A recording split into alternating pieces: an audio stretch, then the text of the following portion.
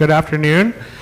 Welcome to the Office of Diversity and Community Engagement Diversity Lecture Series. My name is Raul Hinojosa. I'm the Director of Community Engagement here at the university, and my office is responsible for working on pre-college programs that impact student diversity here at UT Dallas. We're one of 5 departments under the Office of Diversity and Community Engagement.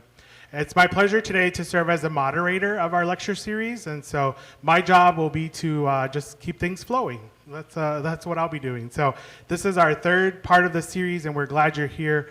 I'd like to introduce our Vice President for Diversity and Community Engagement, Dr. Magali Spector, for some opening remarks.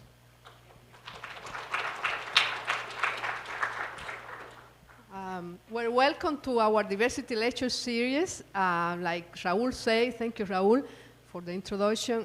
This is the number 3 in the series of 4, and we got really good feedback from the previous 2 lectures. And these lectures are part of the Diversity Awareness, National Diversity Awareness Month celebration, which is October. And one of the goals for my office is to target education, diversity education and training. And that is one of our strategic area of focus. This diversity lecture series, the first one that we have created, the goal is to start that education and training. This lecture series are part of a larger scope of creating a diversity certificate here at UT Dallas, which probably within 1 or 2 years will happen, hopefully. And part of the work of a graduate student that worked with me for over a year, searching here at UT Dallas about the professor, the faculty, and the courses offered by UT Dallas as related to diversity. Our surprise was really big when we learned that there are about over 200 courses that contain diversity here at UT Dallas, and many professors that are experts in that field. So one of the things that I also wanted to mention is that you got, when you enter here, a kind of a graph of about dimension of diversity, and that is very important because diversity is not just race and ethnicity, but include many aspects and characteristics of the human beings, like gender and age and religion, sexual orientation. So some of the lectures are focused on many different aspects of diversity. I want to especially thank Dr. Waldo. I have heard so many good things about him and his courses that I am anxious. This is my first time listening to him, so I am going to be very excited learning about all what he has to share with us. Thank you for sharing your expertise with us. I want to thank the Office of Diversity and Community Engagement for all their support. This was an initiative that everybody has contributed, especially Rosie Peterson, that have put together all this program with help from the rest of the office.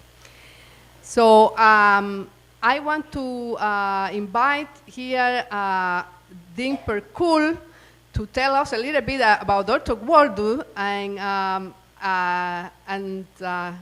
so welcome to our lecture, and thank you for being here with us. Thank you. It is, when I was asked to introduce HOPDE, I said I would love to do that, but I have a prior arrangement. And they said, well, can you really make some time? And I said, yes. For HOPDE, I will make time. So I am really happy and honored to have this opportunity to introduce him. He's a longtime colleague of ours. HOPDE is an old-timer. Now, at UTD, an old-timer is anybody who has been here longer than 20 years. So I've been here about 18. This is my 18th year. When I came, Hapte was here. And, you know, over the 18 years, we somehow managed to keep him here, engaged and still smiling. So we must have done something halfway decent. But in any case, he was born in the high plateau of Ethiopia and went to Haile Selassie University, got a social sciences degree from that university. Haile Selassie was a legendary president, maybe the king, but maybe the first king after independence, right? After the War of Independence of Ethiopia. So the university is the best university, top university in the country, named after their founder. And went on to Poland to study first Polish, then a master's degree, then a PhD in economics from the Poznan Academy of Economics. During that time, he was busy immersing himself in the new culture. He has earned an honorary degree in Polish vodka drinking. Yes, that's true. And his in-laws have tested him before they agreed to give their daughter to him. So he managed, during his stay in Poland, to charm a wonderful Polish lady. Some say con a wonderful Polish lady into marrying him. So they came to the United States, and he joined UTD in 1993 and has been in the university since then. As I said, he was here when I got here, and when he first joined the university, he's introduced a course in multicultural aspects of business. He has been a leader in the area. He created our degree program in global business at the undergraduate level. He revised our MS degree on the same subject. He directs both of them. So he's a busy guy. He also, for a while there, was directing the international trips and everything else. So, and in his free time, he runs. And he comes from a long tradition of folks that run, middle distance runners, long distance runners. And Hapte is getting up there in age, but he still thinks he can run, and he is. He told me that his time was better than 3 years ago this year? That's right, that's right. In the process, he messed up his knees, but I don't know. It is still, he is still running. So, as I said, Hapte has been a leader in our school. Students love him. We love him. And without further ado, I want to introduce him. Turn the podium over to him. Thank you very much. Mulder.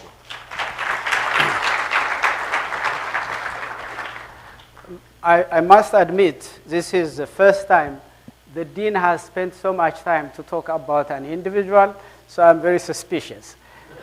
Maybe there is an additional assignment waiting for me. But as far as running is concerned, yes, the dean is right.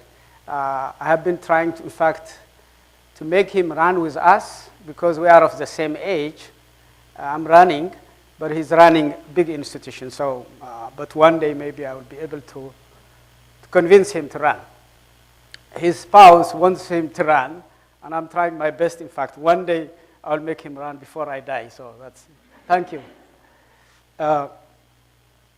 Speaking about cross-cultural communication comes as a luxury for me because it's a subject somehow I got into when I came into this university. The first time I saw in this university was how local our university was.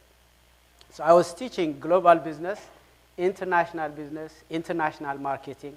All of them do with, of course, cross-cultural communication, as you know, because products go overseas, and the first thing which is going to affect whether these products are going to be sold or accepted, for that matter, was those products, in fact, sensitive to the culture of the community. So for this reason, I went to the dean and I said, we need to teach cross-cultural communication class.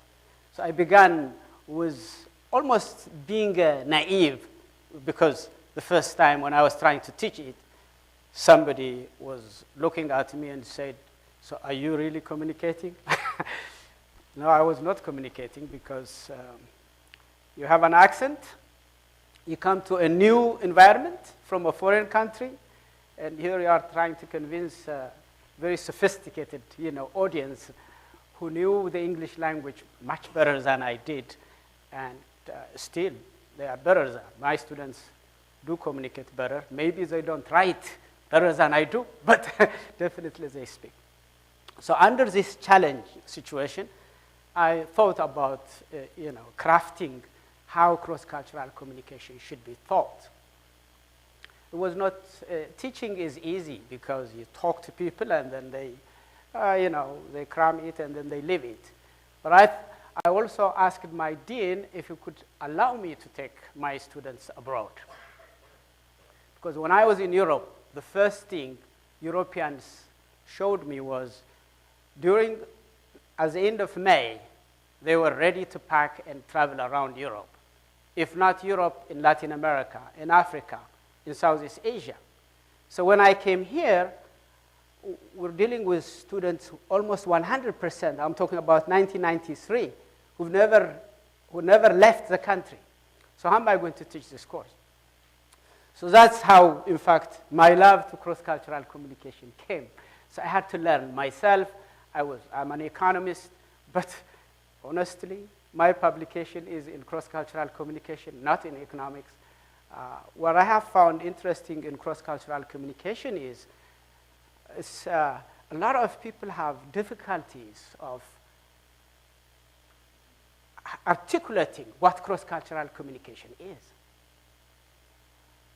Partly it's because of you can't see it. Culture is invisible. Somebody has to, in fact, put things together in order to see, in fact, culture through certain dimensions.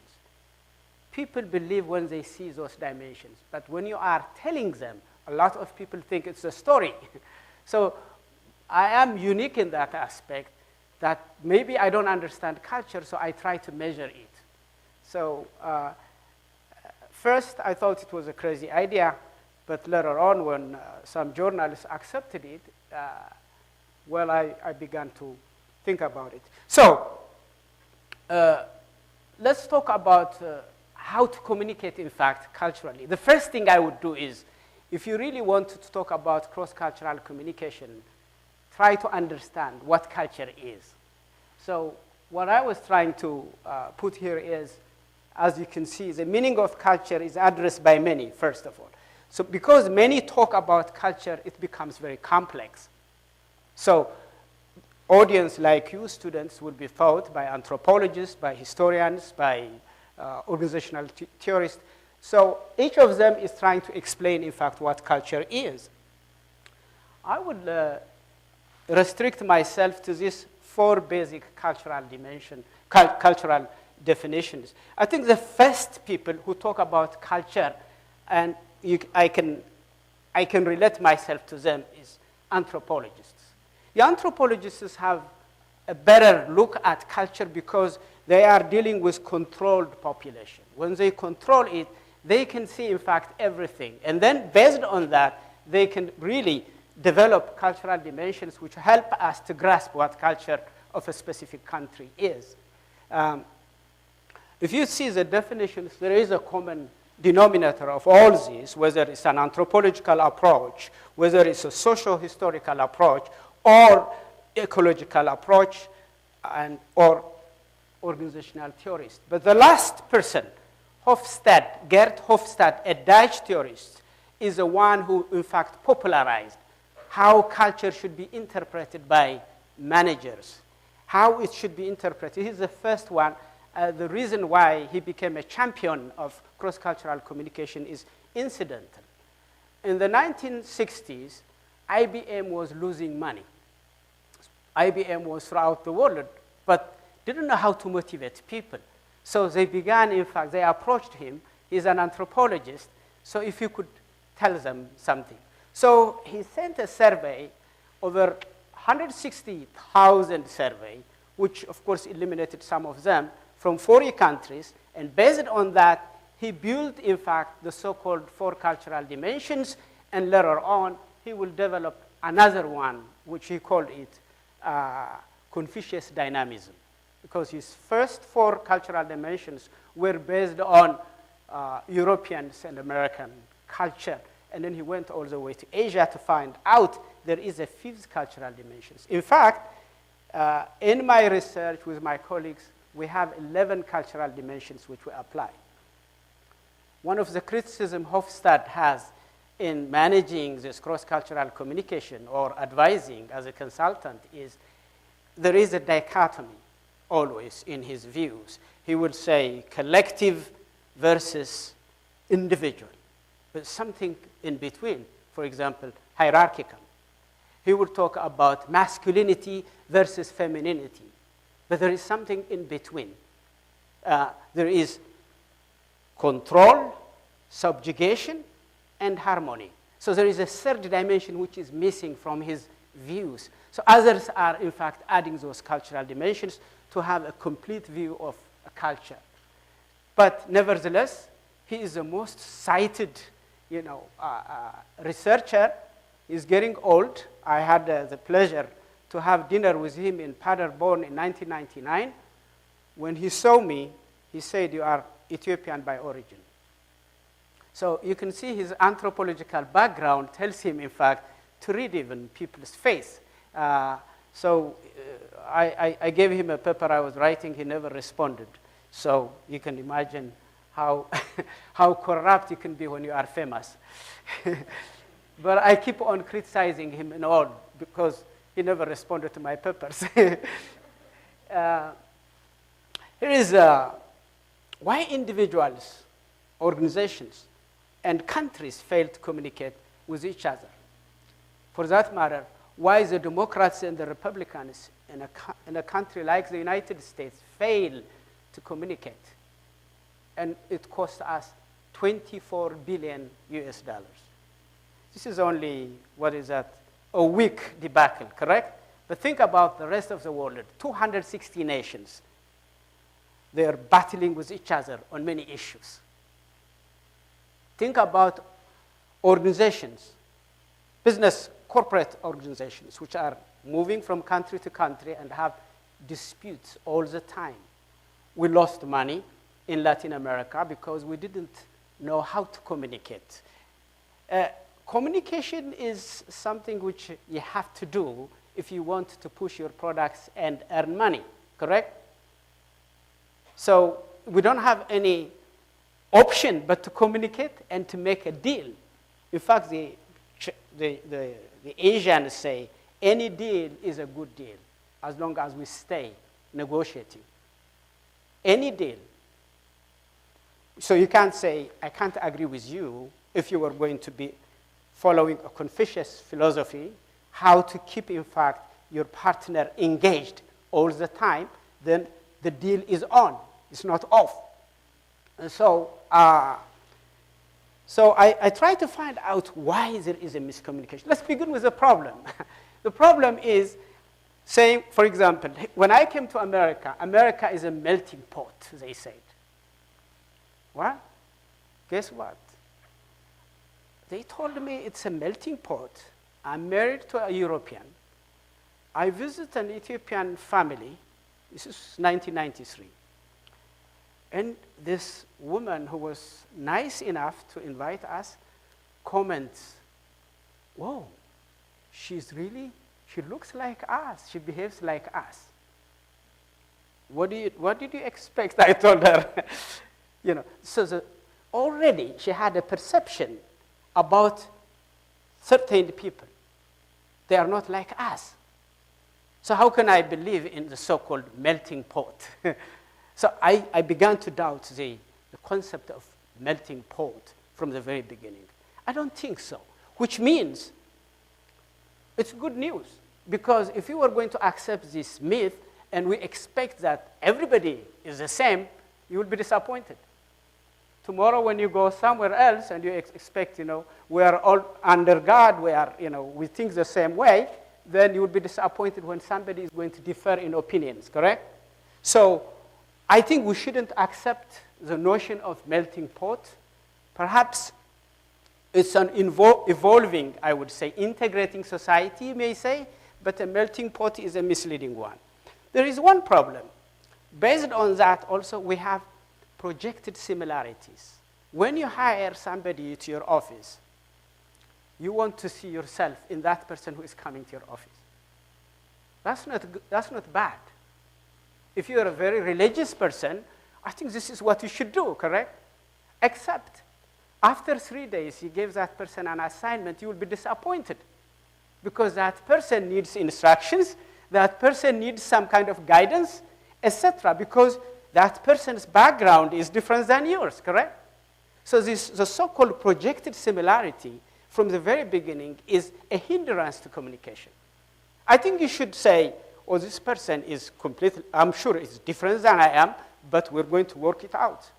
I'm going to learn something from him or from her, and he's going to learn from me. That kind of openness is much better than assuming that, we're all the same. I'll tell you why. I lived in Poland. I was 19 when I left my country, and the Poles always thought I am Polish. Why? Because I spoke the language without any accent. If you were 19, I'm a linguist, by the way. I know 5 languages very well, so it's easy for me to learn languages. I also understand even other languages, whether it's Arabic, Spanish, French, because of if you know some language which is Romanic, if I know French, because I know French, I'm open to Italian, I'm open to Spanish. It becomes easy. I know Polish, therefore I'm open to Slavic languages, correct?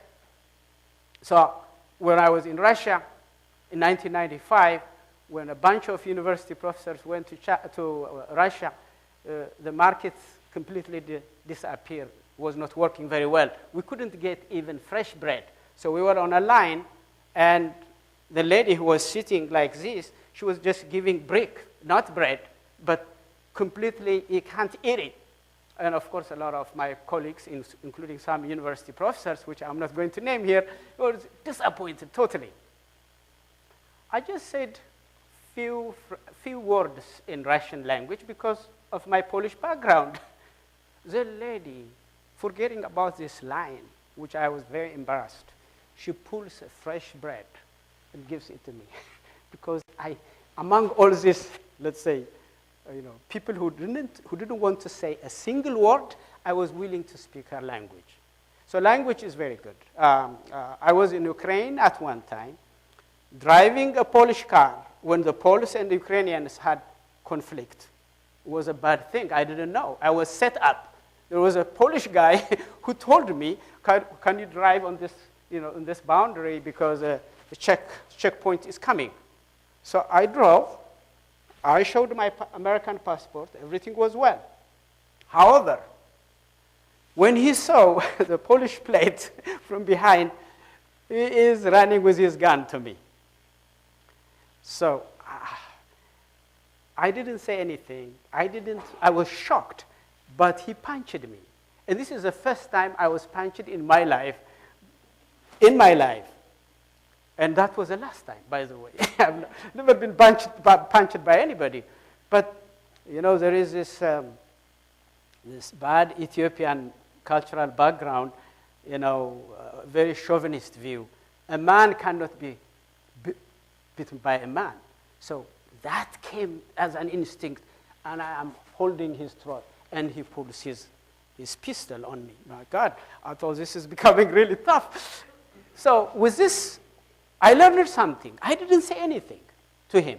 I didn't say anything in Russian. I didn't try. So 5 miles away after this incident, look, there is a long line getting into Poland during that time because of this political situations they had. People were sleeping, in fact, in their 18-wheelers, or they were cooking. So it was just a tragedy, 3 days on the border. I am just passing on the left-hand side because I am taking a risk. This is Poland, by the way. So I went to the checkpoint, I spoke to them in Polish language. Again, no accent at all. The first thing was they were shocked. Who is this black guy who speaks, in fact, Polish language without any accent? Where did he come? So the reaction was, yes, sir, Pan chce, what do you want? Well, I'm crossing, and then I have business meeting in Warsaw, and he says, to jest nasz, which means this is ours. And all this long line, standing people, I'm going forward. So language helps you. I was the president of World Students in my university at one time. The reason why they chose me was there is conflict between students because of political reasons.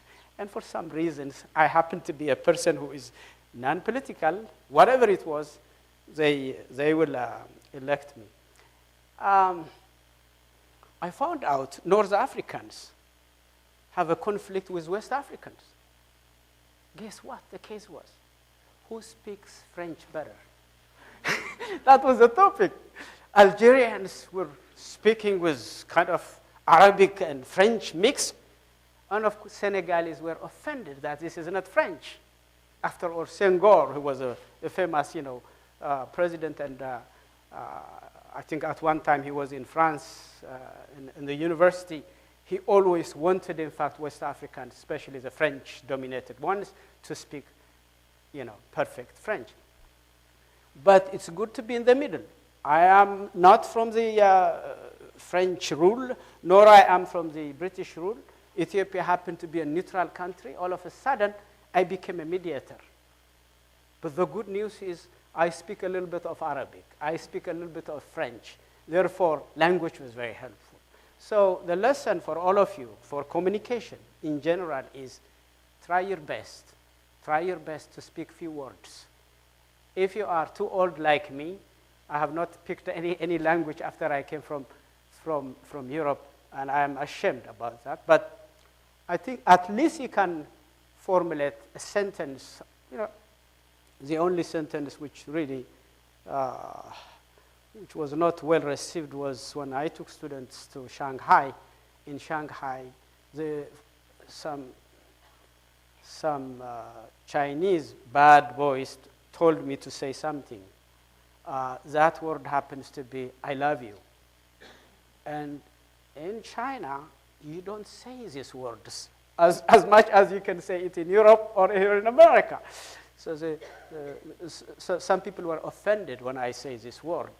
So pick your words appropriately, and it should be appropriate to the.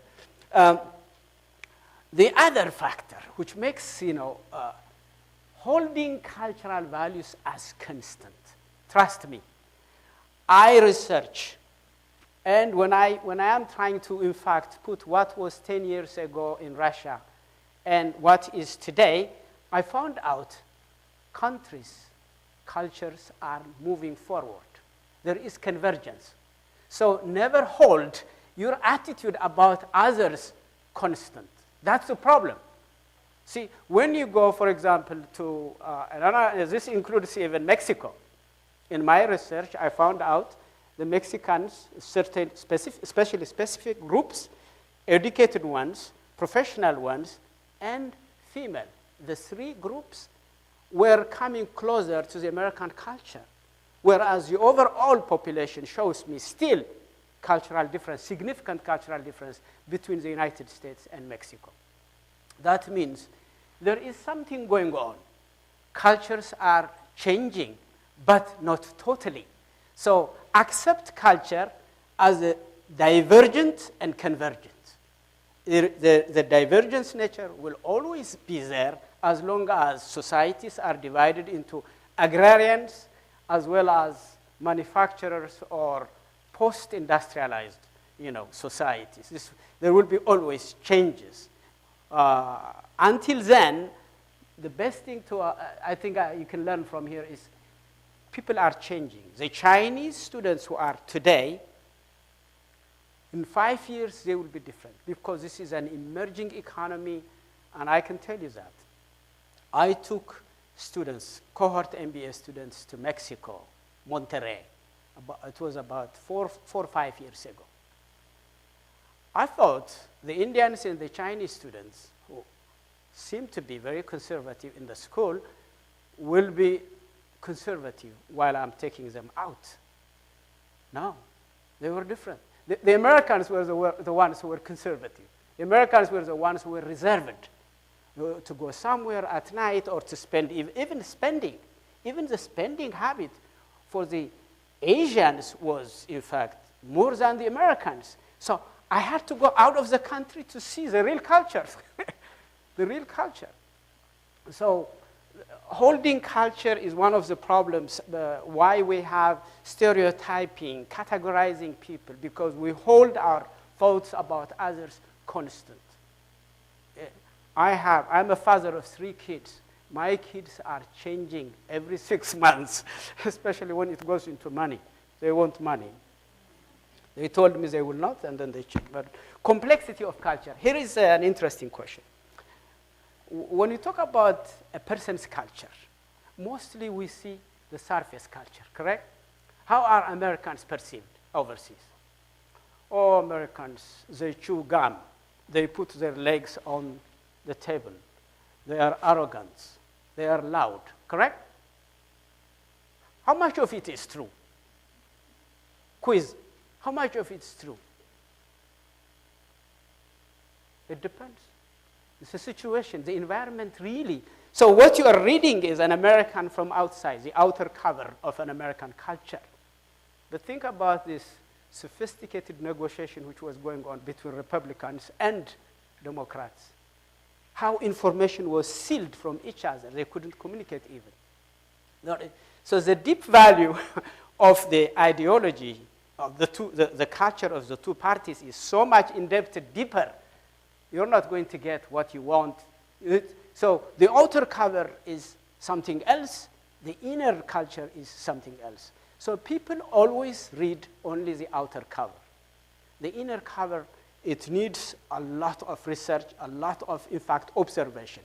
In fact, one researcher said, if you really want to know the real culture of nations, you got to live at least 40 years in a single country without leaving the country. See how difficult it is? 40 years without, in fact, leaving the country. Continuously you have to live in a foreign country if you really want to brag that you understand the culture. So this is the first thing you should know is a person is a complex entity. There is an inner side and there is an external side of that person.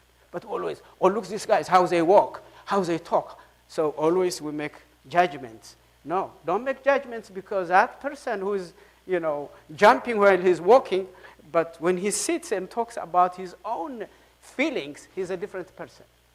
And that's how we should value, in fact, what culture he's coming from, what kind of values he has, only when you are sitting and asking serious questions. I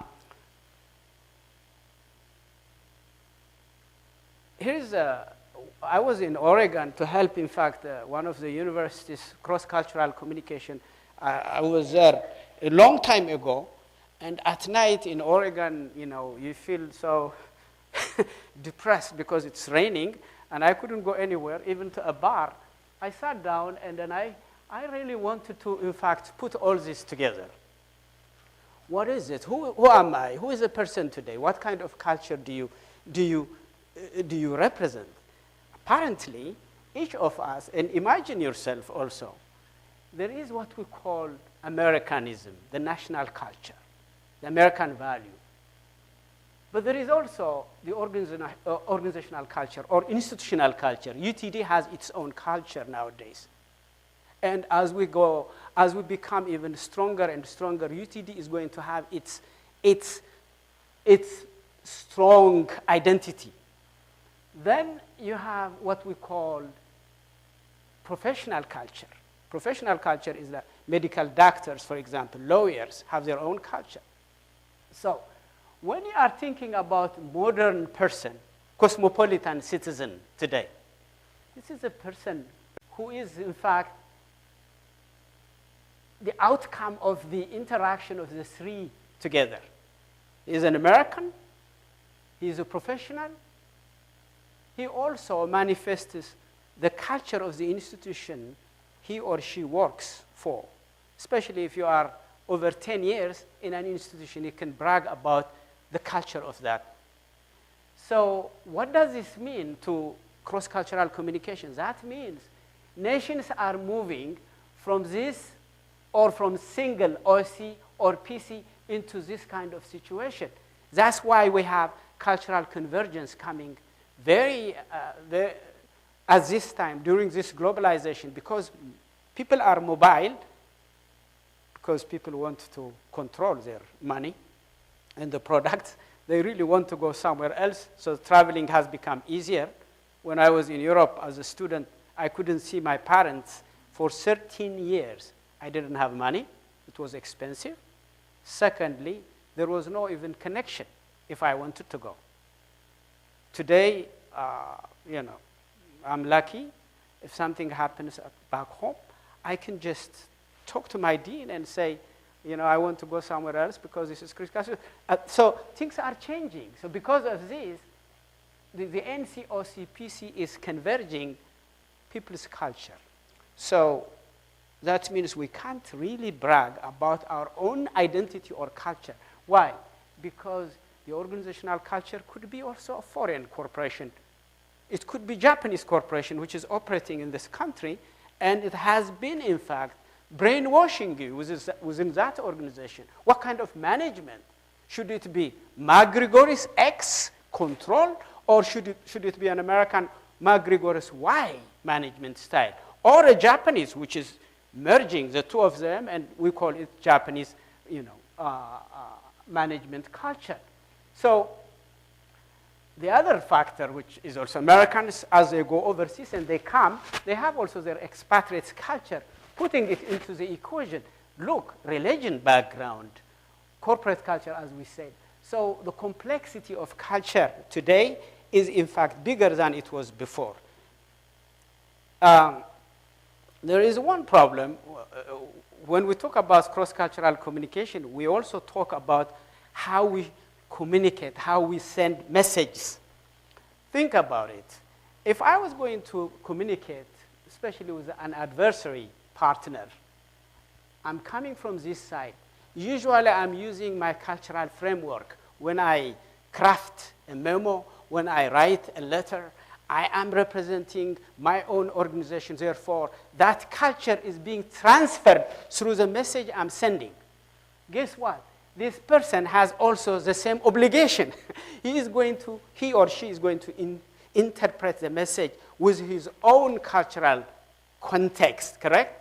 So naturally, there will be misunderstanding between two organizations, especially if the organizations are far away from each other, correct? Culturally, geographically, or even economically, if they are far away from each other, the communication is going to be challenging. Admit it.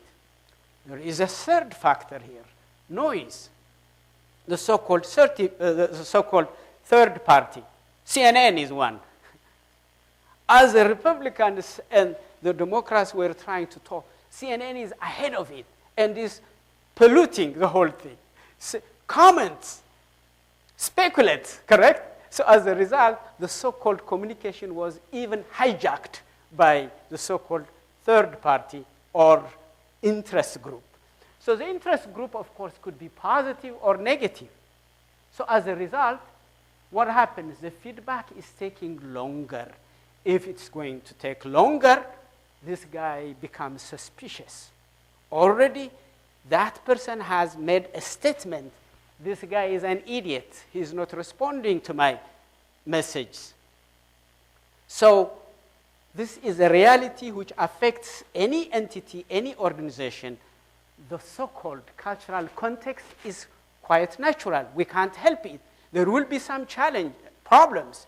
The question is, are you prepared to face the adversary message which is going to come back from this guy? So the information which is going to be sent back as a feedback probably is about 25% of what it was intended. First, the cultural differences reduced the message. Second, the noise itself. Third, the time it was given for a feedback was longer than anticipated. As a result, we have a miscommunication which is natural. Okay. Well, 5 minutes, I'm being told. So why are we talking today? Because most of you young people, you are going to be employed by multinational corporations. You're going to go overseas. Probably, if I may guess, out of 3 individuals who are here, after graduation, one of you might be going overseas to work for a multinational corporation. In 10 years, it may be 2 out of 3. In 20 years, it's very possible, all of you, at one time of your time, you're going to go overseas to work for a multinational corporation. With the speed where multinational corporations are moving, outsourcing, offshoring, nearshoring, as you know, all these terminologies means there is mobility of human capital as well as assets to other places where. So because of this, understand, but I get the time I have is very limited. What if we ignore cross-cultural management? Well, this is what's going to happen. Insensitivity. Insensitivity leads to misunderstanding and inefficiency in an organization. The members of an organization also will suffer from lack of productivity and creativity. As a result, expatriates' failure is high, usually estimated about $20 billion is lost by Americans who will come home because they could not adapt to a foreign environment. And this is a loss of, this is direct money, but the loss of revenue and market share is even bigger.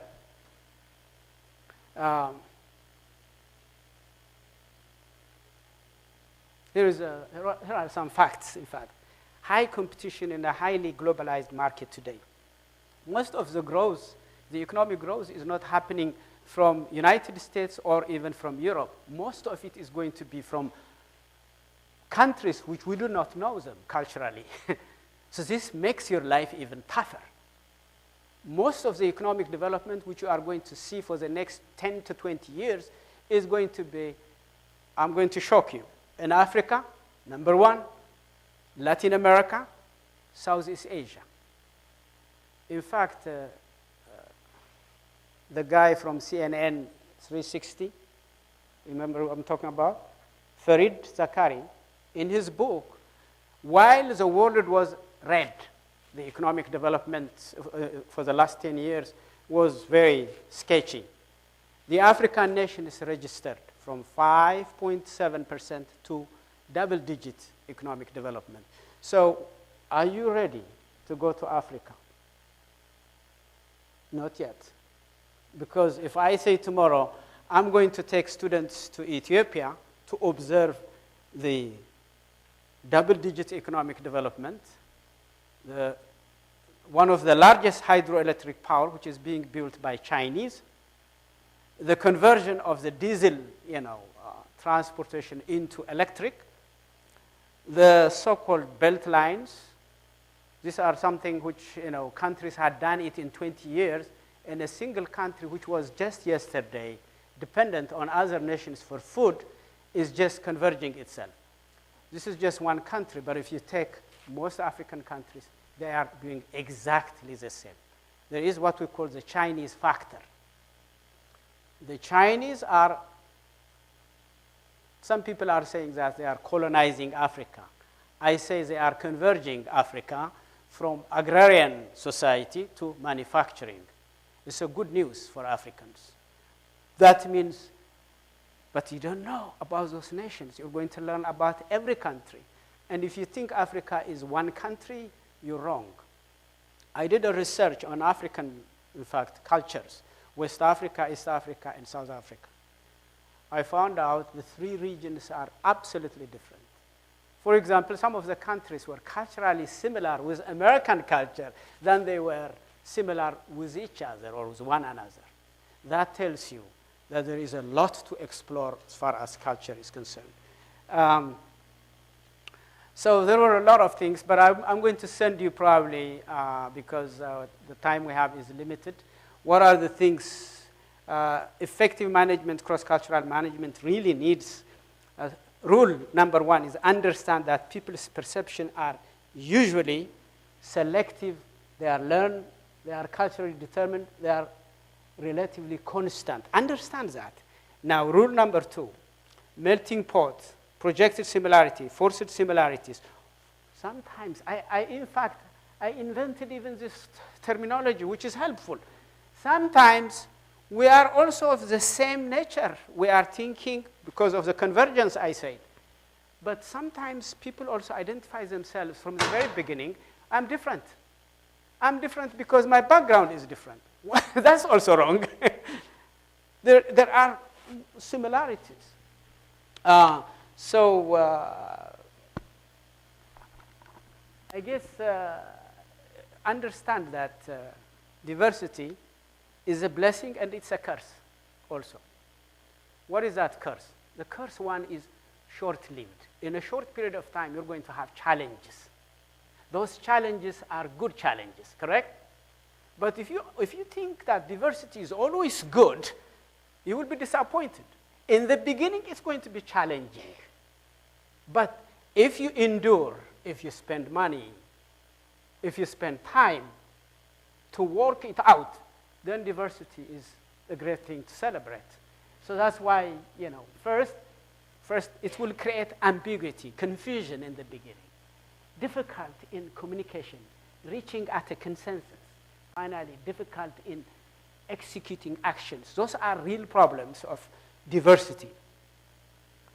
So, what are you going to do? Adapt cultural synergy in order, first of all, manage impacts of cultural pluralism. Manage it instead of avoiding it.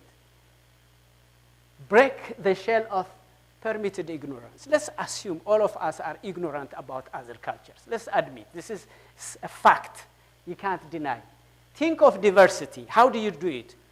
Well, if diversity was going to be 1 + 1 is equal to 2, the cost outweighs the benefit. But if diversity brings you benefit, I'm an economist, then diversity has to be celebrated. So assume from the very beginning, people are really good if they come with different background.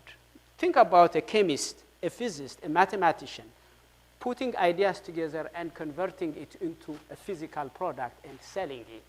That's what value is, the value of diversity. Think about a famous chemist who could not produce any product because he's only a chemist, correct? So that's the way you should see it. So synergy builder attitude. What kind of attitude you should have in an organization? First, heterogeneity is in attitude and homogeneity in skill. Try to create this kind of really, if we standardized our workflow, it's good, correct? However, in skill, standardizing, but in idea, keeping people, in fact, as they are without converting them to think the same way, correct? The similarities and differences, they may not be just like me. That's a good way from the very beginning. Third, cultural contingency. Our way is one possible way. It's a modest way of looking at even if you are successful. But you know that what is killing us from knowing what diversity and pushing diversity forward, it's because of this. Whether people are for diversity or against They should discuss issues freely. They will be called, if they are discussing this issue, well, they're oversimplistic, immoral, primitive, judgmental. Those are the things which you are going to face in the beginning. If you are asking, okay, we need to train these people. We need to put money into it, you may say, because they are coming with different background. Well, if you say they are different, already people have leveled you, oh, she or he is discriminating a group of people. But without talking about the problem, you cannot solve it. That's why you have to face it. So procedures to follow. Step 1, describe the situation. Step 2, interpret the situation precisely. Step 3, find synergistic solution if you really want to solve it. Here is, in fact, I'm going to leave you here because I don't want to kill your time. 1 hour is enough. If you really want to convince people that diversity is good, be methodic. Apply a methodic approach always. Measure it. And here's the situation, which is very simple. This is 2 types of group of people who will be involved in at work. On the left-hand side, we are measuring productivity. Here, on the x-axis, we have diversity. So what happens if we have high diversity? Definitely, if you draw a line and we are talking about innovative ideas, it is better to have a highly diverse population in an innovative situation. But if the work is really simple, manual, then we don't need to be, we don't want to force ourselves into diversity. Those are simple things. So are we innovative society? Yes, we are. So if we are innovative society because we need to be leaders, then we are talking about celebrating diversity because we are not in the business of agriculture so much. We're not making even enough money in manufacturing. We are in the so-called knowledge base, area. Therefore, diversity will be in fact sought. Well, I'm not going to preach for those who are converted. United States has been always cashing in and developing because of diversity anyway. But if you really want to convince people, use this kind of methods. Otherwise, always you will be leveled as a person. Okay, diversity is marginalized most of the time. I have a lot of things, but I'm going to send it probably to you if you want to share it with your colleagues. Thank you very much. Thank you.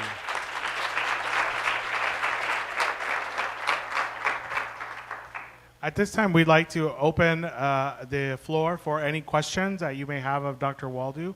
And thank you, Dr. Waldo, for sharing the connection between culture and innovation and how it connects. Any questions? We have people with microphones here in the audience if you'd like to make a question. Yes. Come closer.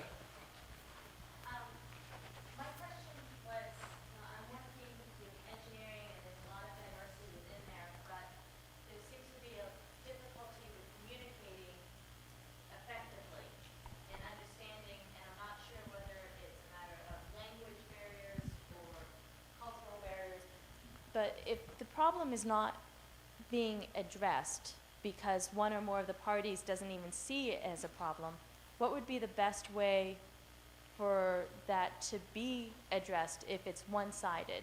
Is there a way to one-sided address the issue so as to improve the communication and overcome whatever cultural or language barriers there are? Well, I think the 3 steps which I had mentioned earlier. First, address the problem clearly. Now we have to have some people who will collaborate with you. Who are the people who, well, first of all, the first question I have for you is, where is the problem coming? Is it gender related? Is it management level versus non-managerial group? You have to define it.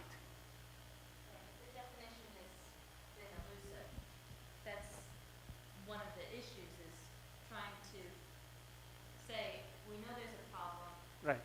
But we need to narrow down what it is, but nobody else seems to agree that there's a problem except that the project lacks Right. So if I were you, the stakeholders of the project should sit, and then somebody has to address the issue, the problem, and people have to openly, in fact, see the problem itself. Because most of the time, the miscommunication is because we are not talking about the real problem. So explain precisely what kind of problem you are facing to the group, and then the group will begin, in fact, to seek solutions. Once solutions are found, they must be mutually agreed. That's where we say synergy. How to, in fact, negotiate even on. I didn't cover that, but I had it in my mind. But, you know, I always run into the same problem as you do, even though I'm talking about all this. But there are some people who wouldn't understand the benefit of communication. You understand it, but there are people who wouldn't see it, and you have to explain that there is a cost to pay. Yes? Yeah. Yes. Maria? So you mentioned a couple times during the presentation the convergence of cultures. Right, right. And, you know, cultures are always changing, and so there might be a tendency for convergence. You also mentioned a concept of outer culture versus inner culture. Mm-hmm. And so I guess inner culture would be like basic values and things like that, and outer culture would be like maybe like pop music and Right. jeans and things like that. Right. Would you say that maybe cultures are converging more? I guess my perspective is that cultures are converging more in the outer culture. So, you know, kids in Africa are wearing jeans like the kids here are wearing. That's but good point. but the inner culture, I don't think is converging. What are your thoughts on that? Absolutely, I agree with you. I agree with you. Just like I said, because an American is chewing a gum or speaking loud, doesn't mean that that is the image we should give for an American, correct?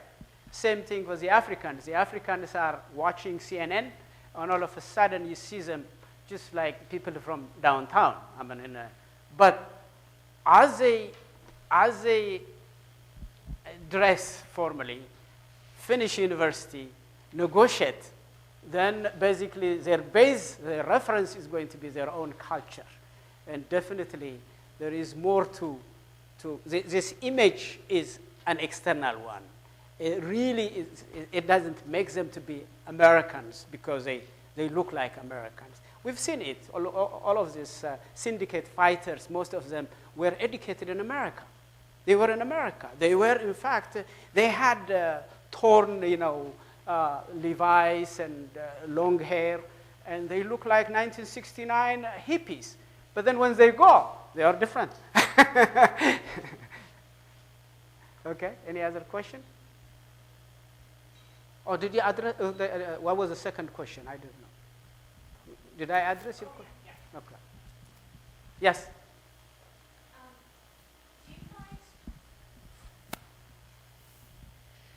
Now you talk about like the American culture, yet you have a lot of countries that are large, like Russia, America, Right.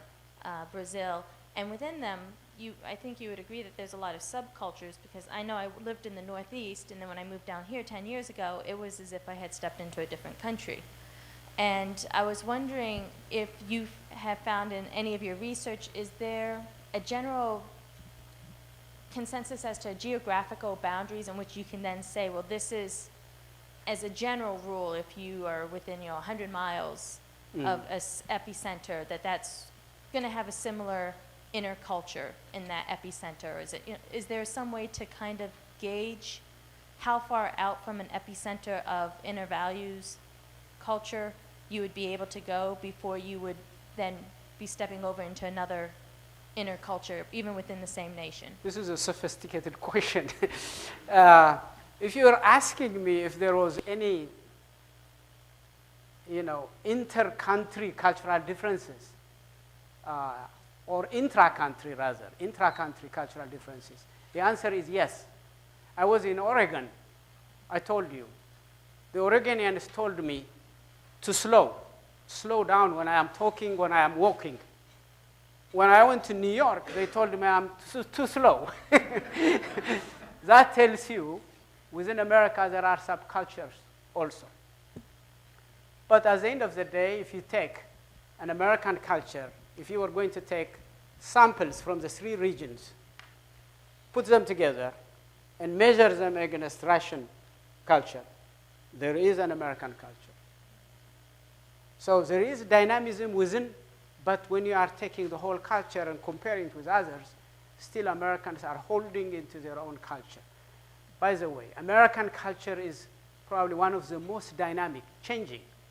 Imagine about other countries. It's going to take us hundreds of years before we see the melting pot of the whole world culture. So, yeah. Thank you very much. I want to respect everyone's time, and so I know Dr. Waldo will be here for a few more minutes afterwards to answer any additional questions, but let's give him a round of applause for today.